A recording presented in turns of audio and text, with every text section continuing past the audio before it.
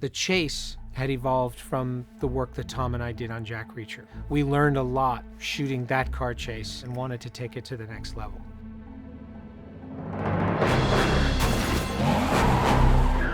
And of course, the next level for Tom was to do it on a motorcycle and to find a way to shoot Tom riding without a helmet at incredibly high speed. That proved an incredible technical challenge. How do you get interesting camera angles? How do you film this in a way that hasn't been filmed before? So the stunt guys and the SFX guys came up with a number of rigs. We had to build cameras that would allow you to be where you were on those motorcycles throughout the entire thing.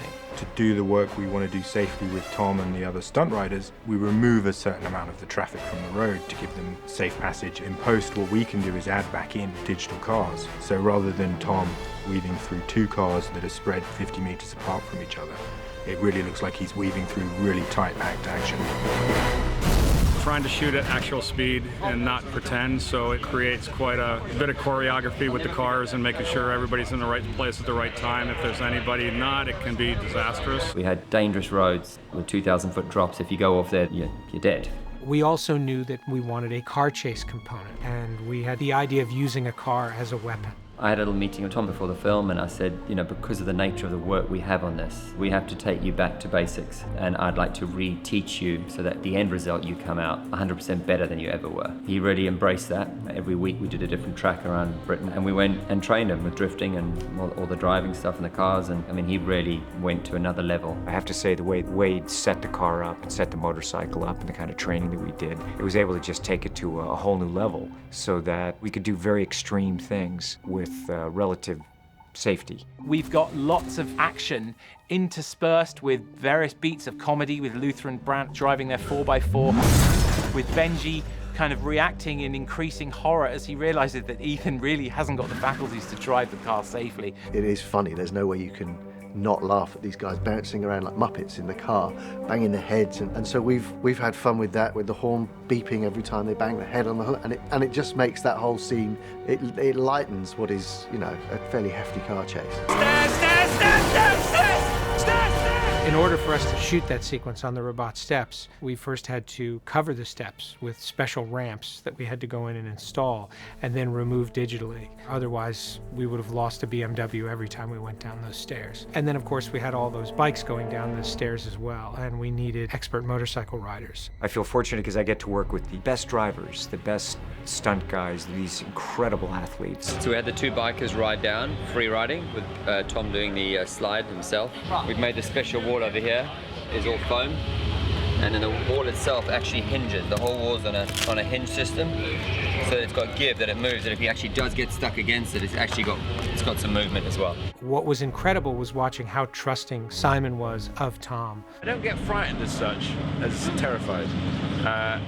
No, Tom's such a good driver. He's a very accomplished driver. He's trained hard for this as well. He totally trusted me when we were doing it, which I was thinking I don't want to tell him how dangerous this really is. I mean, I'm driving high speed, drifting, slamming up against the wall, and at times we have cameras hanging off of it. Anytime that you're looking at Tom through the windshield of that car, you're looking at Tom through one of 3 cameras that were attached to the vehicle. That meant Tom's visibility was like that.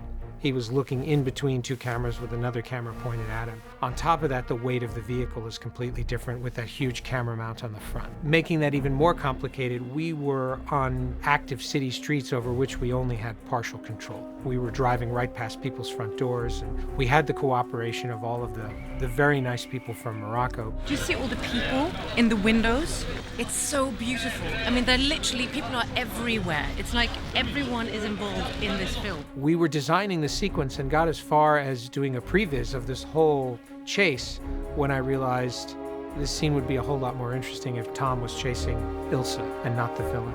Rebecca rocked it. She came in here, she was shredding the canyon. She's really into this sequence, which helps us. I mean, she comes very enthusiastic. We have to beat her away from it at the end of the day. She just wants to keep going. May have created a new motorcycle rider here in the world. Ilsa creates the crash. She actually was ahead of him and pulls over and stops and standing in the middle of the road. Having the car drive towards me, and what was it? Do you know how quick he was driving? 160 kilometers an hour? Yep. and then breaking off just like a meter away. You've had, you know, a really magnificent 12 or 15 minutes of Mission Impossible set piece, and you're ready for the movie to kind of take a break and slow down. And we talk about the A400 as a dangerous stunt. We talk about the underwater sequence as a very dangerous stunt. The driving in that sequence was incredibly precise and incredibly difficult. It was fun. It was extreme. It was high velocity the entire time, and we loved it. We had a blast.